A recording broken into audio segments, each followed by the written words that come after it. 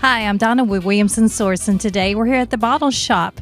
We're here to talk to Lisa about how to make your own summer cocktails at home. Let's go inside and see how she makes them. All right, Lisa, you have a couple more cocktails for us today we can make at home for this summer? Absolutely. So when we think cocktails for the summer, we want them to be light and refreshing. So what we are going to do is two different styles of cocktails. One is what I'd call a porch sipper, maybe when it's still daylight, watching the sunset. You could use it by the pool. Going to be really light and refreshing. And then something that's going to appeal to the whiskey lovers in the bunch. But what I love about this cocktail is it ends up appealing to people that think they don't really like whiskey. So let's start with that. What we're calling this is, we call it a watercolor martini. This is made with Brenne, which is one of our favorite new products. It is a French single malt whiskey. But when a lot of people think of single malts, they think of peaty Scotch. This is not that. This is not peated at all. It's aged between 4 and 6 years in French Limousin, which gives it a nice vanilla softness, and then it's finished in cognac barrels for another 2 years. So this is as mellow a whiskey as you're going to find. On its own, it can be enjoyed on the rocks. Literally by itself, you could put a twist of orange in it. But what we did was we came up with a cocktail to make it a little more refreshing and a little more complex. So what you're going to do is we're going to do 2 parts, 2 ounces of the Brenne to a ½ ounce of this orange liqueur. And I've brought Cointreau here, which you could use if you want something a little bit sweeter. They're both orange liqueurs out of the cognac region. But what I like about the dry Curaçao version is it's a little more bitter. It's a little bit lighter. It's a little bit richer in color, so it adds some nice nuances as opposed to if you use the Cointreau, a regular orange liqueur, it might overpower the whiskey a little bit. And it's really sweet. It's very sweet, and I wanted the whiskey to be the hero in this. And then we're going to elevate the cocktail with the use of some of my favorite bitters.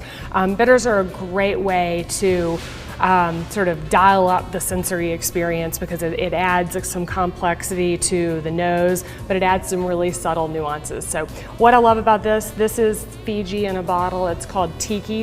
It has some cinnamon, some nutmeg. I'm gonna let you, give me your hand. I'm gonna give you a little sample on its own, and you can just sort of rub it together in your hand, smell it.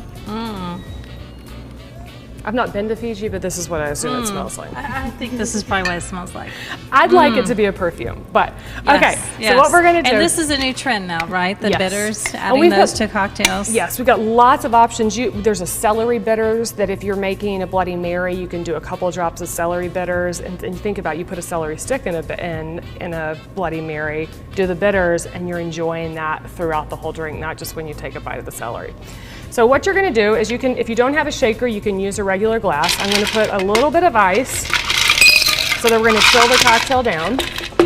We're gonna do 2 ounces of the Brenne. Put that in here. And then we're gonna do 1/4 ounce of the dry Curaçao. And then we're going to take the bitters. And some people don't know when to use the bitters, and this, when you're blending the cocktail, I like to put it in so that you're blending it all the way through. So we're gonna do about 3, 2, 3, 4, 5, we'll do more. Drops of the bitters, that's really so to not taste. a whole lot of the bitters. No, it doesn't, a little goes a long way. And then we're just gonna gently shake it to get all those flavors together. And it's also chilling it down, so you can feel that this is now cold. It's very cold. Okay, so then you're just gonna strain it into a glass. Look at the caramely color. And I like to finish it with a little bit of orange. You can do just a little bit, drop that in there. All right, let's see if I'm gonna become a convert.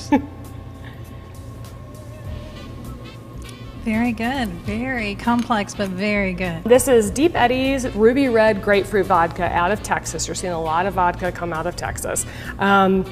You care about the distillation. It's been distilled 10 times. But what sets this apart from some of the other flavored vodkas? You'll see this nice pink color. That's not from coloring. They've actually infused it with grapefruit. So on its own, it's something that can be enjoyed. But what I like to do is mix it with a little bit of seltzer water. You can end up making a larger drink, think big Tervis tumbler, and enjoy that just on the rocks. And if you don't have a shaker or a jigger, as they call it, you can just count Mississippi 1, Mississippi 2. Oh, I like that. Okay. So Mississippi 1, Mississippi 2, that's about a shot. And then I'm gonna take some sparkling water. If you wanted something sweeter, you could use Sprite, but I like the sparkling water because it just really allows the flavors to come through here. And then I would do equal parts, so Mississippi 1, Mississippi 2, depending on your taste. Gonna stir that together just a bit, and then add a little fresh grapefruit for authenticity. Prettiness to the glass, and then I think everything is better with mint in the summer. I love the smell of mint. And it looks awfully pretty in the glass. You're gonna just sort of crinkle that a little bit to let some of the oils come out. And here we have. This looks like the perfect poolside drink. Delicious. You've Great. got to try these.